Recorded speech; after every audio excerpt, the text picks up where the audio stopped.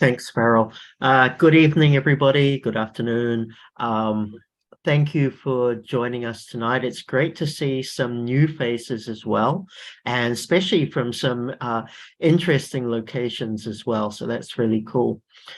Tonight, I'm going to talk about really from an examiner's perspective, okay, just to give you a bit of context, writing chapter 5, with each of us having unique research. Of course, it's very difficult for me to address every single issue, but what I want to do is talk about generically what should be included in your final chapter of your dissertation, and really how that should come across in the written context. So I'm going to talk a little bit about that, and then probably it's not the most exciting topic, I know, but probably a little shorter than our normal webinars, but then an opportunity for you guys to ask any specific questions or take advice that you might want from me from that perspective.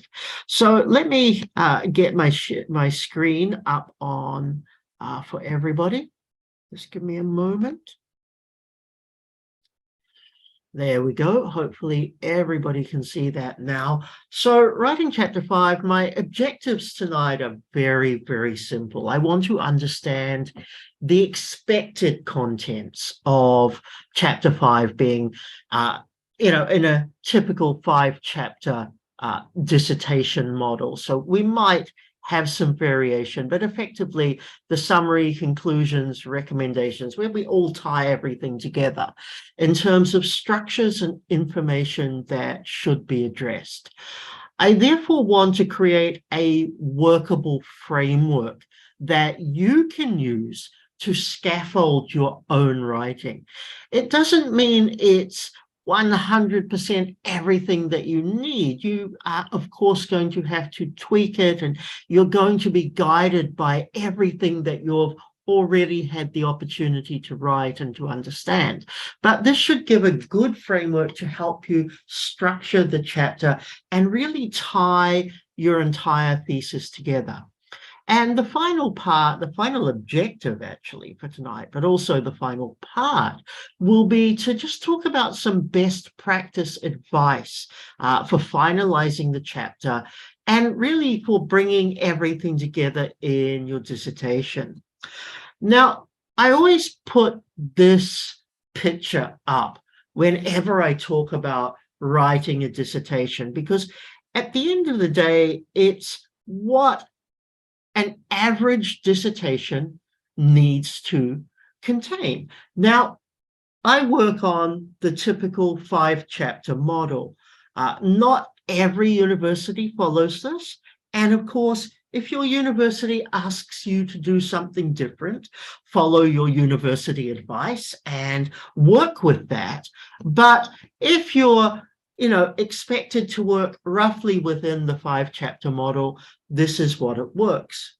Now, I usually put this up for candidates, for new research candidates, when they are thinking about starting their writing, because I want to showcase that almost everything overlaps with everything else. So in your conclusion, as you bring everything together, you are going to reference back to your introduction. You are going to reference back to key salient points that are in your literature review. You are going to reference back to the research methodology chapter, and of course to your data analysis and the results that you've got and how you've interpreted those. All of that's going to come together. So I really just put it here twofold. One, what the thesis overall looks like in terms of flow. Two, but also to recognize that everything overlaps with everything else. And I think that's a really important thing about chapter 5, because you are wrapping everything up. You are tying it together, and you are trying to put forward key important points to summarize everything. Now, if I was to do an overview of chapter 5, and forgive me on this because you'll see I've put references in there, and I've done that for a reason, but let's come back to that in a minute. Chapter 5 is not particularly huge in terms of headings. If we were to go into chapter 2, chapter 3, my favorite chapter is chapter 3, talking about research methodology. You can get 10, 12 main sections that you might be including. In your final chapter, it's really 4 that you're looking at. An introduction and a summary of your study, so bringing back everything that you've done, a summary of findings and conclusions, and you could almost put this like a 3-minute thesis, because you're simply coming together and say, this is what was observed, this is what it means. And you're not, you've already observed it, you've already written about it, but here it's bringing it together in a simple, logical, highlighting the most important parts, simple, logical manner. You then talk about implications, what this means for your field of study, perhaps for your population, perhaps if you're, looking at a particular set of organizations to benefit from your research, what does it mean for them?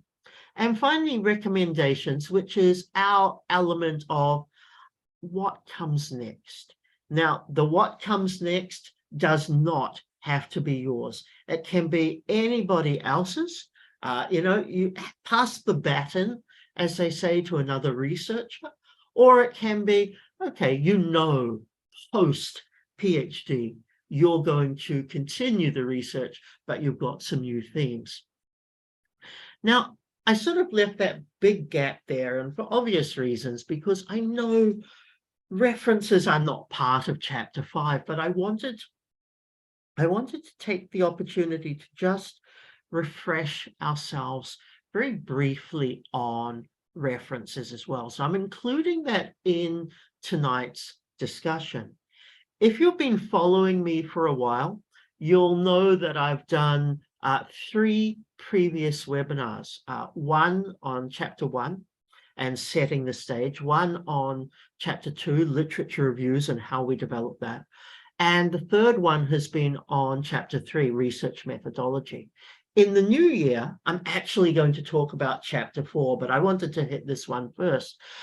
So if you want to go back and have a look at those, I believe they're on our Facebook page and you'll be able to view them. And that will help give you some context as to where we are heading as well. Let's talk about the minimum expectations. Now, in order to develop these sessions, I actually went to a resource from St. Thomas University, and it's something that each one of us, you're welcome to download it. It's about an 80-page document. There's a lot in there, but it's a really great overview, and that will help you look at not only what I'm talking about and sharing and summarizing tonight, but it will help you look at everything that's expected across the 5 chapters. Now, I call these expectations minima, i.e. the minimum work, the minimum information you should put in, not the maximum. So whatever I create or whatever I share as my structure here is really about, these are the absolute must-haves. Your supervisor, and this is important, I can share my ideas, I can give some advice, but at the end of the day, you have to take the primary advice from your supervisor. Your supervisor may say, look, I want some extra information, I want some extra things, and that's perfectly acceptable. But this is what you can use as a scaffold, as a foundation to pretty much cover what you need.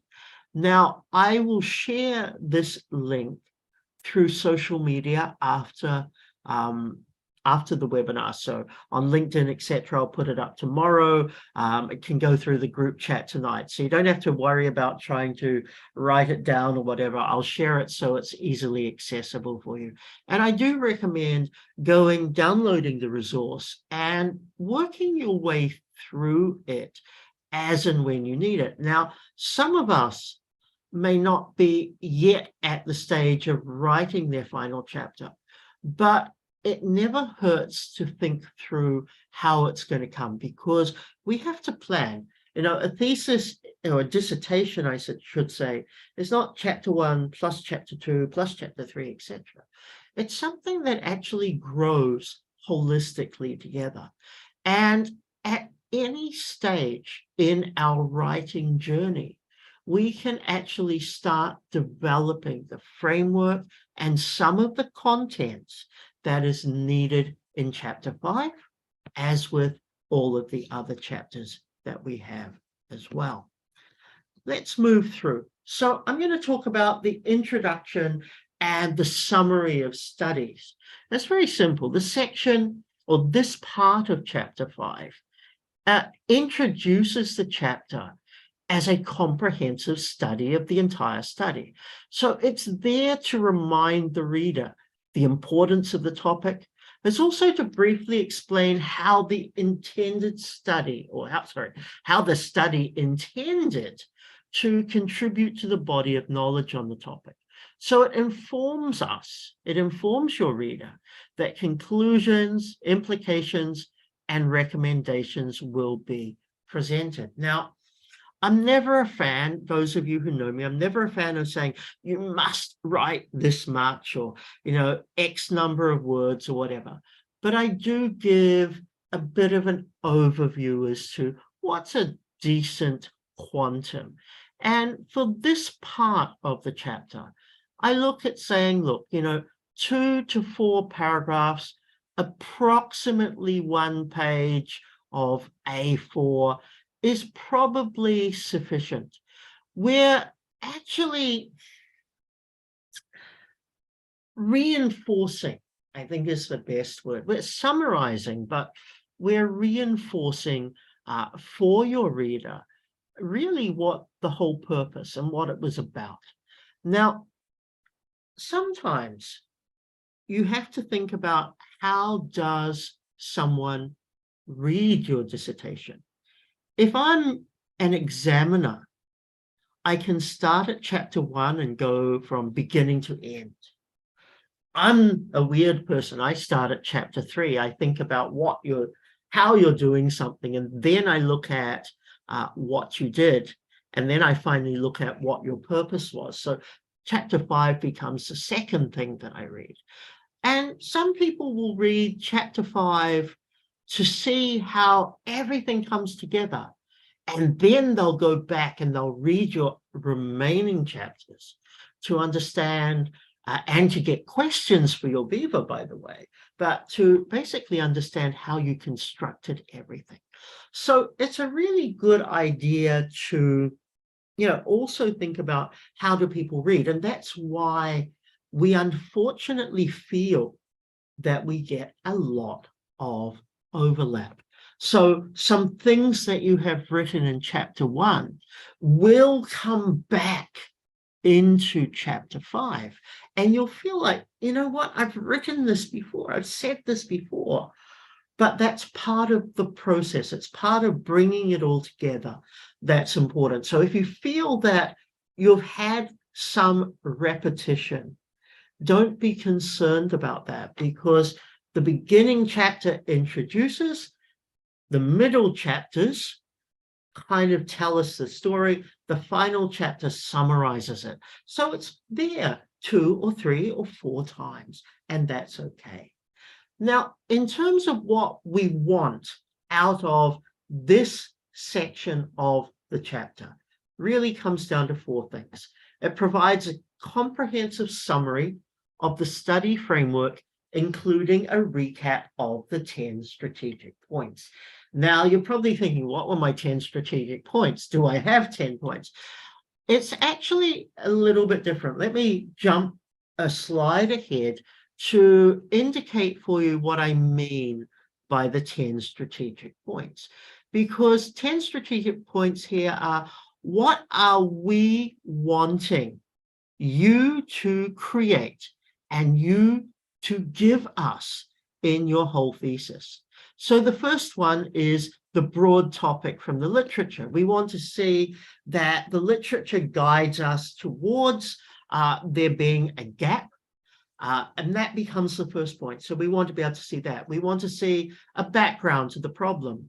We want to be able to see that you've identified theories, models, concepts, and ultimately research themes. We want to see that you've developed a problem. So out of this gap, out of everything you've been, you've read, you've seen, you've identified, you've been able to say, actually, this is the problem I want to solve. I then want to see that you've developed a plan of attack for your research. So you can see a question, you can see not only a question, but a question that deserves to be answered. And I think that one's really important. We then move, you want to see that you can develop variables, hypotheses, or phenomenon to understand. We want to see that you can identify your potential target populations. So where are my respondents coming from? How accessible are they, size, etc.? Is that going to help me address my question? I'm going to look to see that your methodology and the design that you chose to undertake everything is going to give me an answer.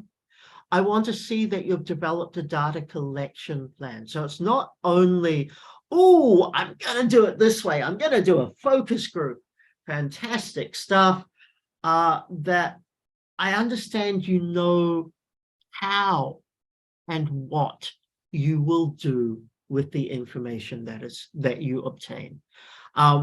Identifying data analysis specific so that you can actually take and extrapolate important points from the data that you've got, and you can analyze them in ways that are appropriate. So that might be statistical tests, that may be any number of interpretation.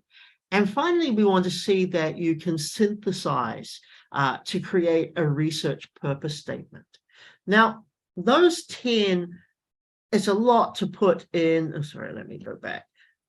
Those 10 are a lot to put in 1 to 4 paragraphs, but ultimately you're recapping that you have an appropriate way to be able to solve or answer the research question. In that, you remind your reader that what the research questions are, how the reported data analysis, not the findings, but the actual analysis, align to answering the research questions you have. You're going to provide for us an overview of why the study was important, how it was designed to contribute to our understanding of the topic. And the final part of this section of the chapter is providing a transition. So what's going to be covered in the chapter that reminds the reader of how the study was conducted? So a lot of this is actually a repeat, and we have to accept that. But by this stage, we should be able to take those mountains and mountains of ideas and research papers and knowledge and information collected, and we should be able to explain it very simply as a reminder or a recap for somebody. This is what I did. This is how it's done. This is what it means for us. And this is what I'm going to conclude with. So it's very much feeding your audience with summaries in this case. So let's move on to the second part of where we're going. And this is effectively, let me move that down, the summary of findings and the conclusions that you're going to make. Now, this section is most logically organized by the research questions and hypotheses that you have, and it's going to convey the specific findings. It's going to present conclusions made based on that data analysis. It's going to relate the findings back to the literature. It's going to refer to key literature that you've got. And the advancing scientific knowledge section is actually something I put in my webinar on chapter 1. So if you go back to it, and you also find it's in literature review chapter 2 as well. So if you go back to those 2 videos through our Facebook page, you'll be able to see exactly where it relates in terms of previous work. Now, again, this is not a huge amount of work because chapter 4 has really given you the chance to present all of these findings and to do some initial work on them.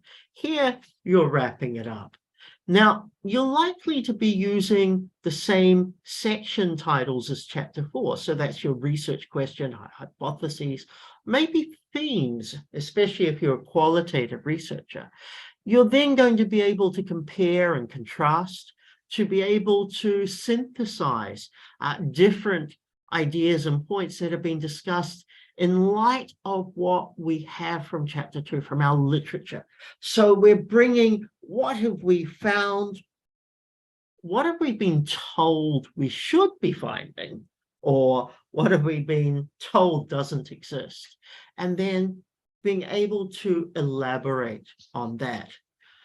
The section itself, it summarizes your study findings. So it compares, it contrasts, it provides a cogent discussion on how the study is aligned to be able to effectively showcase you have advanced research on the topic. So what are your key new points? What have we learned? What did your research tell us that we didn't know before? It illustrates that findings are bounded by the research study. So again, it goes back to your first, second, and third chapter, and you're looking at how did you structure it? What were you doing? It's showcasing, effectively, it's showcasing what you, as a new professional researcher, were capable of doing within the research frameworks that you set up. But it's showcasing that you were able to get data to answer your questions. And then it's going to illustrate how the findings are supported by that data, by the theory, and how they align to answer your research question. So again, everything becomes related back to what we did previously. So it comes back into chapter 1, chapter 2, chapter 3, so forth. But it also showcases that you've followed a research program. And what it shows me is not so much that you've followed the program word for word or step by step, but it shows me your growth as a researcher. The PhD the PhD dissertation, I should say, is a really interesting document. It's partly about the research. And this is where I think a lot of research candidates make a couple of mistakes. They think everything's about the research. I'm going to argue differently. The dissertation is partly about your research. Yes, you have to do something. You have to find something new. You have to be able to explain it. But it's also equally about your professional development as a researcher. What decisions did you make? What insights did those decisions bring to the processes? How did you develop as a researcher? How did you hone your skills? And when we look at something like this in your dissertation, it helps to remind us how did you grow as a researcher? So it's not only the research you've done, but it's actually the research decisions and pathways that you took, and how you bring things together to be able to help advance an idea. And that's what we look for. And this part of the chapter, this part of chapter 5, helps us as examiners, as evaluators, to be able to see that, because we might not agree with your approach. We might say, you know what, I think you've got a wrong approach. That doesn't mean your research fails. When it comes to your Viva, it means explain why this was the best decision for you. Explain how you got from A to B to Z in a way that actually addresses everything you're looking for. So here we have that opportunity to be able to showcase and to express that. As we go through, it also discusses the significance or lack thereof of the findings, and relates each of those findings directly to the significance of the study section, the advancing scientific knowledge section in chapter 1. So in chapter 1, your job is kind of like, as we know, it comes from our research proposal. Our job is to give a trajectory, a projection of where we are heading. And chapter 1 helps to guide us. It tells us what we want to do, where we're going with it. Now you've got to come back and say, I've followed that path. I found out these things. I noticed the correlation, the relationship, the alignment of certain things. Or I recognize that what I originally expected to be a set of interrelationships is now different to, or my research shows, it is different to what was originally predicted. Now, in this part, we're not about creating speculation. We're not sort of taking our body of knowledge and our understanding and then jumping leaps and saying this means that for the entire world it's going to be something else. So we don't want to, introduce anything new. We don't want to speculate beyond where our data tells us. We do want to be able to say there is possibility in the future, but we've got to be very cautious. We don't build a model. We build a model, let me rephrase that. We don't build a model to conclude that everything else in the world, whether it be a social world, an economic world, whatever you're dealing with, we don't build the model to apply it directly to everything else. We build a model to explain what we've observed and to showcase that this has potential application for everything else. So you don't want to take that extra little bit of a leap. That's a bit much. The final part is it provides a conclusion which summarizes the findings, going back to chapter 1, tying your whole document together again. So you'll see again, it's a lot of repetition. To me, chapter 5 is like an infographic.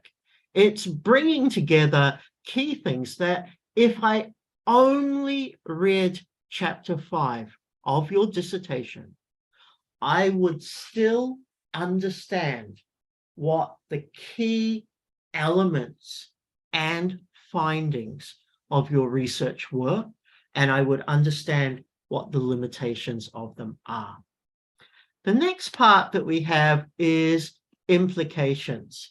And again, not a particularly long section. This really, as a section, describes what could happen because of this research. So it tells the reader what are some of the theoretical or practical or future-based implications of what you've done. Now, again, as I said, it's not huge. 1 to 4 pages as a reasonable guideline. Now, this depends on your research. You may, of course, have a lot more to contribute, and I think that's fair. Some of us certainly will. Others of us might not so much here. But we have the idea of both the theoretical implications, the practical implications, the future implications, and then a chance for us to evaluate the strengths and weaknesses. Now, I'm going to start with strengths and weaknesses first in this case, because all of us, as we progress with our PhD journey, we're trying to do the best job possible. We're trying to make intelligent research decisions. We're trying to get data to help us with that. We're trying to be innovative with our approach, our data, and so forth in order to get answers. And as such, we expect our research to be strong. The reality of the situation is not all research is perfect. And a good researcher, so this is about what I said before about our own professional development. A good researcher will put up their hand and say, you know what, I screwed something up. It is what it is. This is what I found. I moved on. And that's okay. Identifying our own weaknesses is actually a valuable skill from a professional development standpoint. Yes, it might say there are some issues with your dissertation, but it doesn't mean you fail. So Farrell and I have a very good friend. She's a former staff member of ours from years ago. She defended her doctorate about 4 months ago. And I sat in on the Viva. I wasn't an examiner, but I sat in on the Viva to provide support for her. And what was very interesting is it was very obvious from early on that she had made an error in judgment. And the error in judgment was using a theoretical framework from the 1980s, which had actually developed and gone a bit further, but she went back to the original framework and tried to apply it. And her research was related to technology, not technology research, but impact of technology. And what was noticeable was, look, you'd used an older framework, something that today I would say it doesn't apply appropriately to the modern world, because we all have technology at our fingertips, where in the 80s we had none of that. Now, her entire dissertation, her entire research process was utilizing this model as a reference point. And you could see that as she progressed with her defense of her Viva and going through, she was struggling to link back properly, but she was able to link back and make refinements. Now, that to me was a weakness.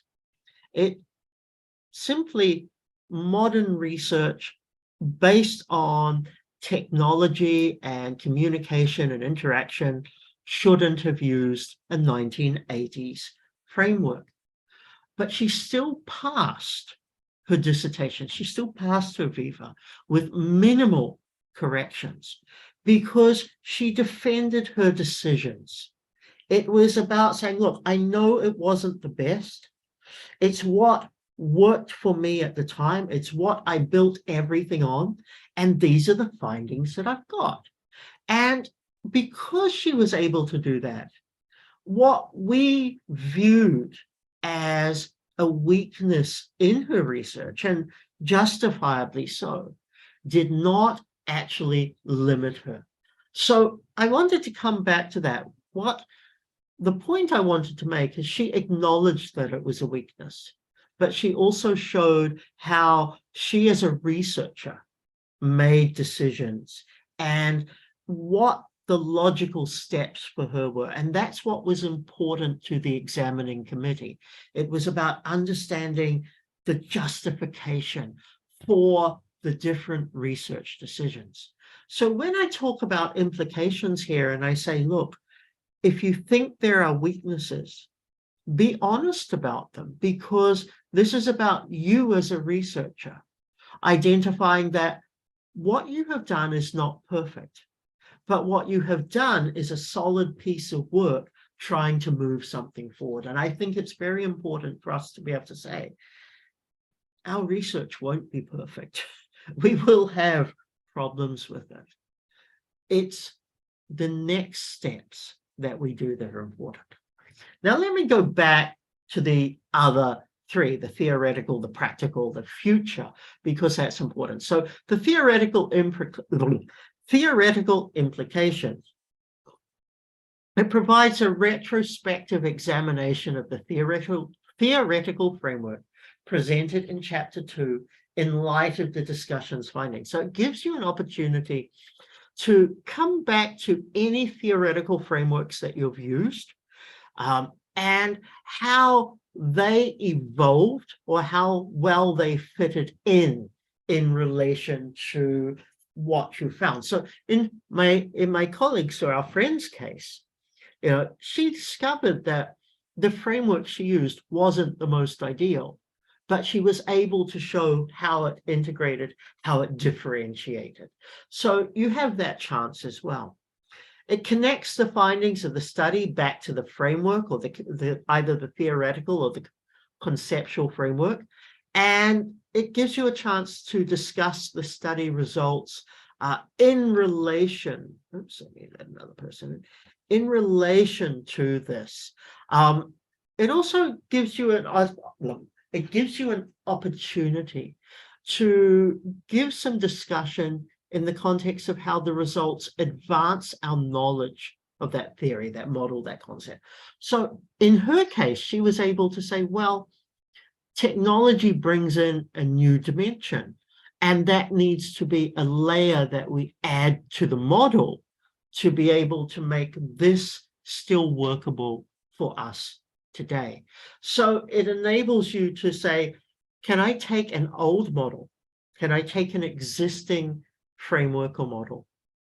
Can I manipulate how it's presented in a way that makes more sense, so that next generation of researchers can engage with that particular model as you have presented it, and use that as the framework for their research. Now let's look at practical implications and future implications. So again, it connects your study findings to the research, to the literature that's guided you from chapter 2. It develops practical and future implications for research from your new insights. So basically, what have you found? What have you discovered?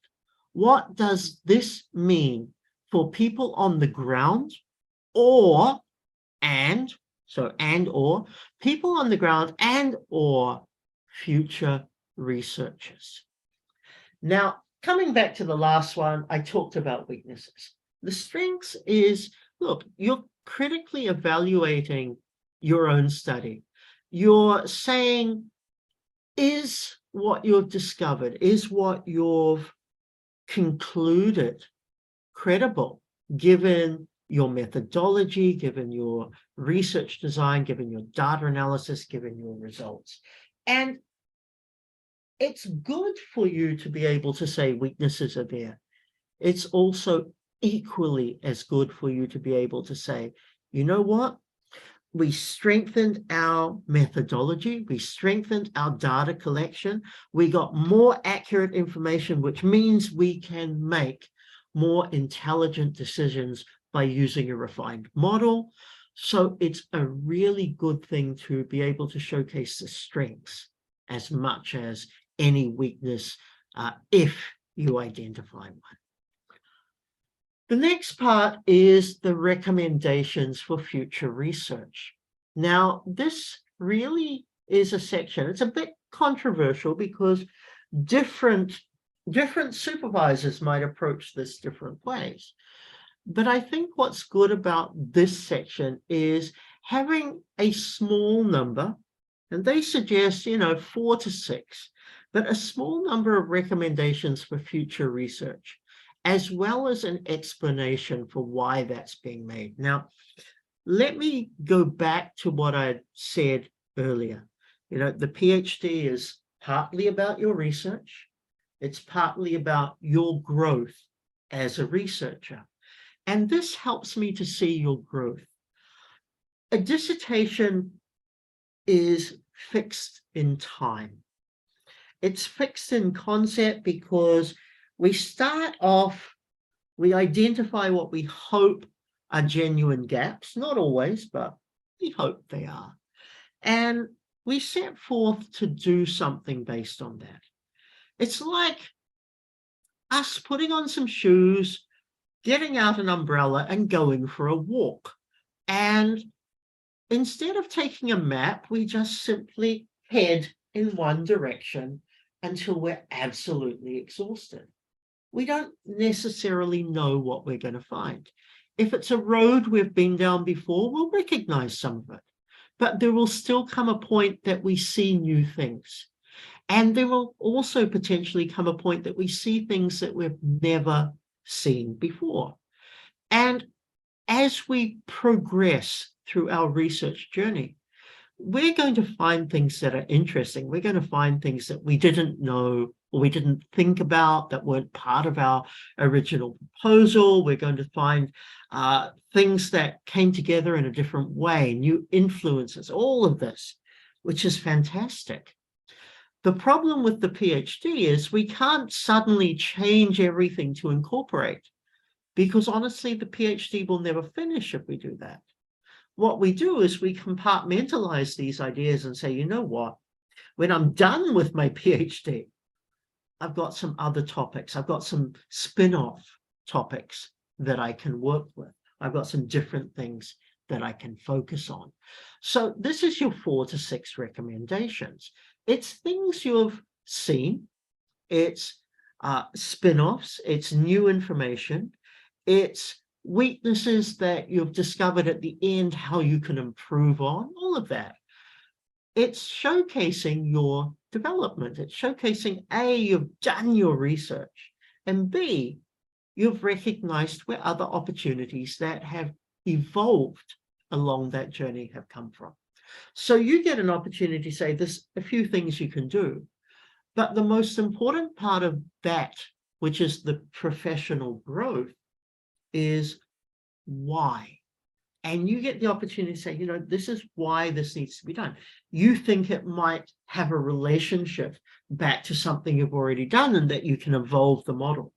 Now, to me, these are your next set of publications. These are your upcoming journal publications in the first couple of years you've got post-PhD. So there's actually some good stuff in here. It also gives you an opportunity to say how you would go about it. So the methodology or the design that you might use. Now, very simple, 1 to 2 pages. Actually, I'd probably say a bit more than that. But of course, you don't want to put so much in there that somebody else publishes it before you do. So, keep a few elements in mind.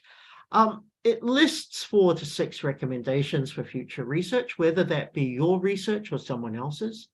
It identifies, it discusses the areas that need further examination or will address gaps that your own study has created. In fact, your research may create more gaps than it solves. Also acceptable. Knowing that that's happened showcases your development.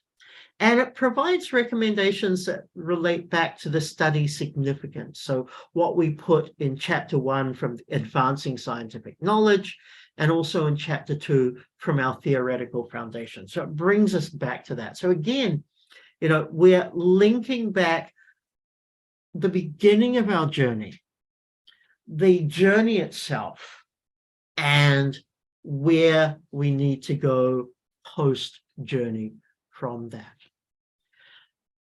Now, there's some recommendations for future practice, especially if you've got something that is applicable to industry, applicable to the commercial world, applicable to communities of interest or communities of studies. So we might be able to list some recommendations for future practice. From your learning, what should be changed? So for example, maybe I've done research on how the police interact with certain communities. And my recommendations for future practice might relate to what training we can offer police to better understand those communities, or what techniques we can give or impart to them so that they can collaborate with those communities to move forward in a positive way. So that's what I mean about future practice. It's about how on the ground level, your research has meaning for reality. And this will not apply for all of us immediately, but for most of us it should.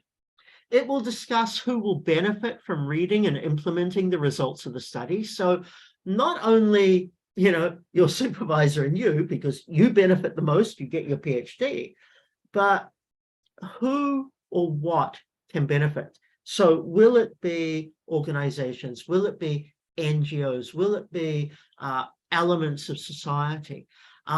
It doesn't mean they have to read it directly, but it's if we can make our results applicable, and maybe we can offer our results through training or through other communication methods.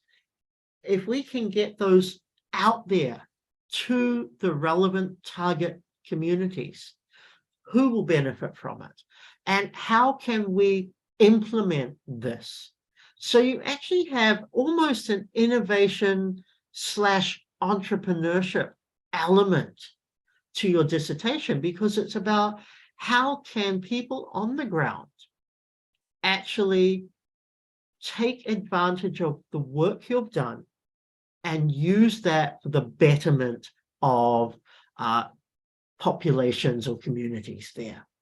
Again, we take out unrelated or speculative information, anything that's not supported by data. We don't say, we think this would be a good idea.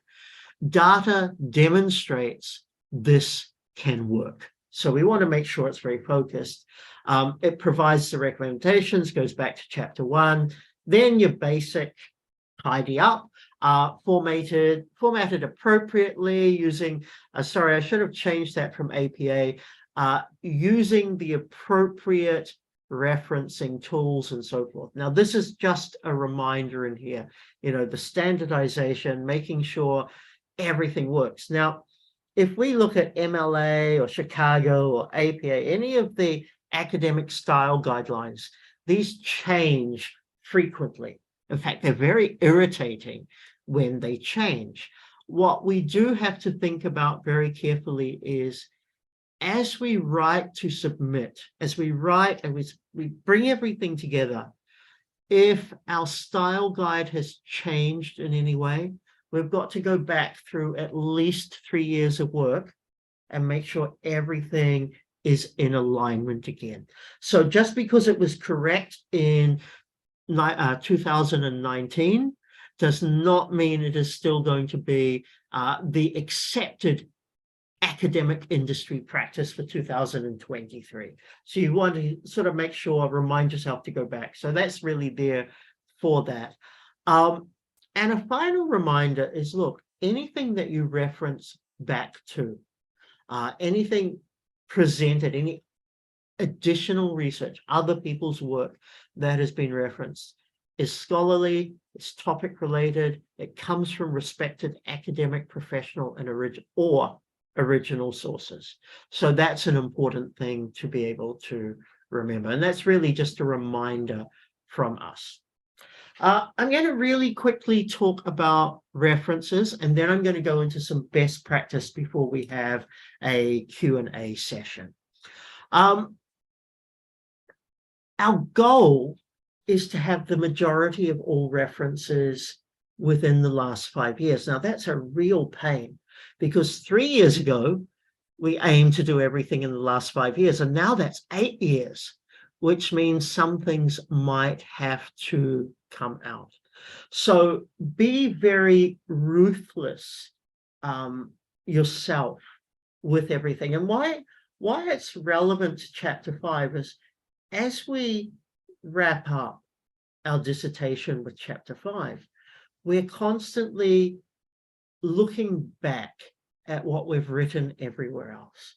And we're able to see references that might have fallen through the cracks, older references that might not actually be as valuable to our discussion today. So it helps us to keep track of this. Now, it doesn't mean that everything should be within the last 5 years. The general rule of thumb, and again, you can ask your supervisor for both their perspective on this and also your university's perspective, but you should aim to have 75% of all formal references within the last 5 years. And that 5-year time frame is based upon the proposal defense date. So it actually gives you an extra little bit of time.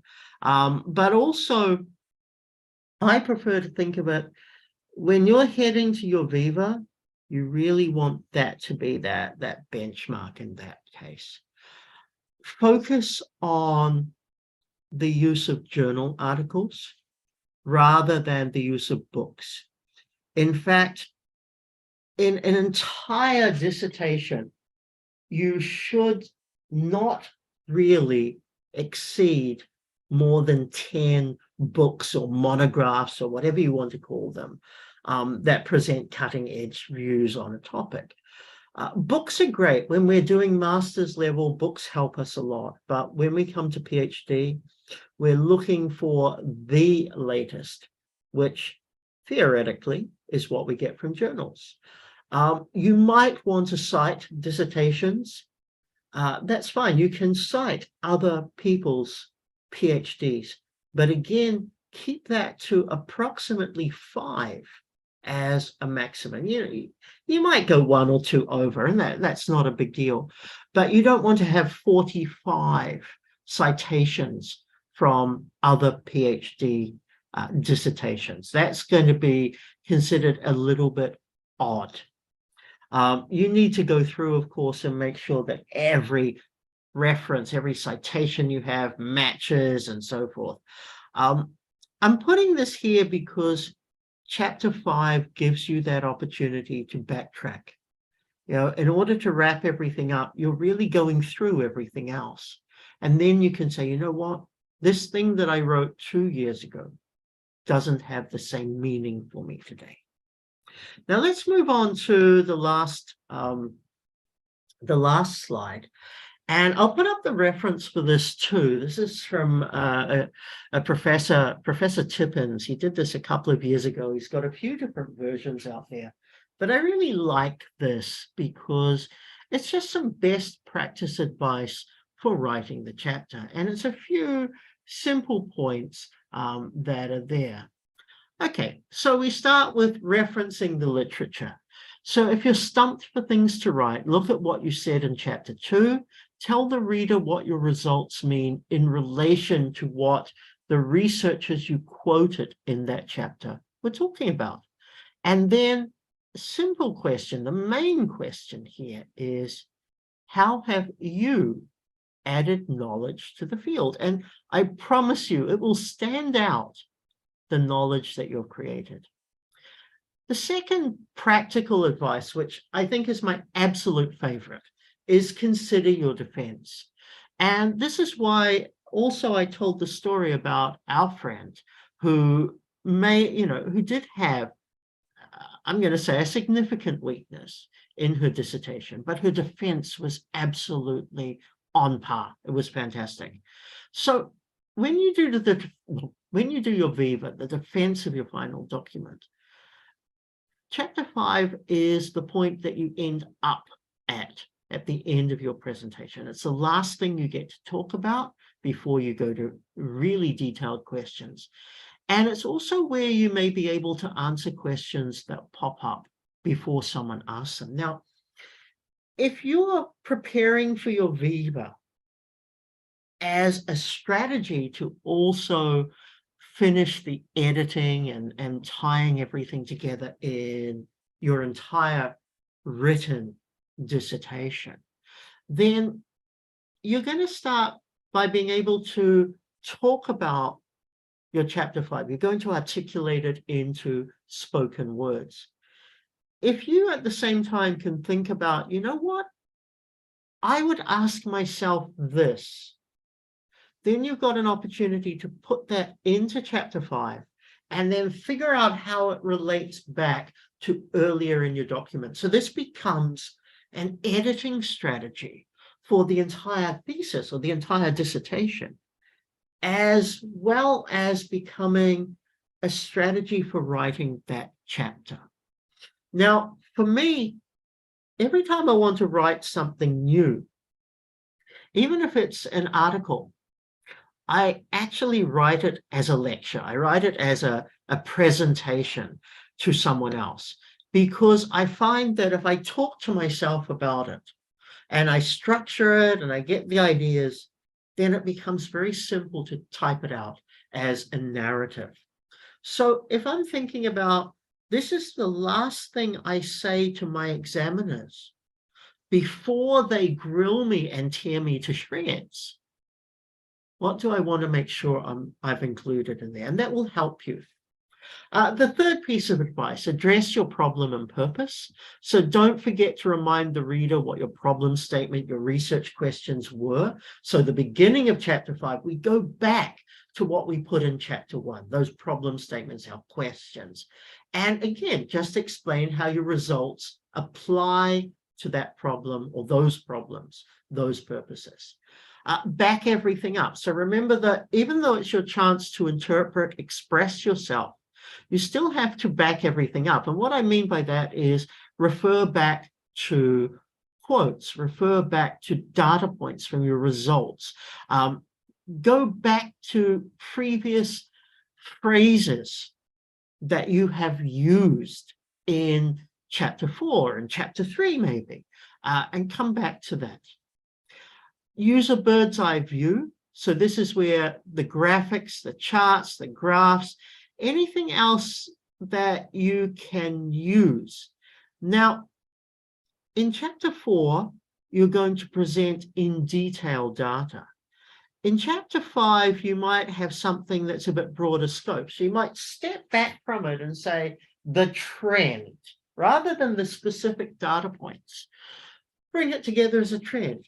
Or maybe if you've got a complicated model of interactions, rather than have 25 different interactions, you've been able to group them together. And what you're doing is showing 5 thematic interactions. So you're summarizing a diagram that you've got. And that's the bird's eye view. It's coming back up and it's saying, you know what?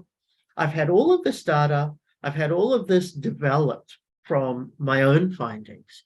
Now, how can I simplify it in an overview? Or how can I simplify it as a set of trends or ideas? And simply put that there. And the last one here is to tell a story. You know, other chapters have been compartmentalized. You know, chapter 1 is your introduction, chapter 2 is your literature review, chapter 3, blah, blah, blah. Here's a chance to weave all of those chapters together. You're telling the story of your research, so the writing will flow nicely. Now, in terms of that, this is just about when I'm writing, my style will change a little bit. I get stronger, hopefully, as I come towards the end of writing my dissertation. But it's also the point, and the point that I made earlier. If I'm only reading chapter 5, I should be able to understand everything you've done. So tell me that story simply in that particular chapter.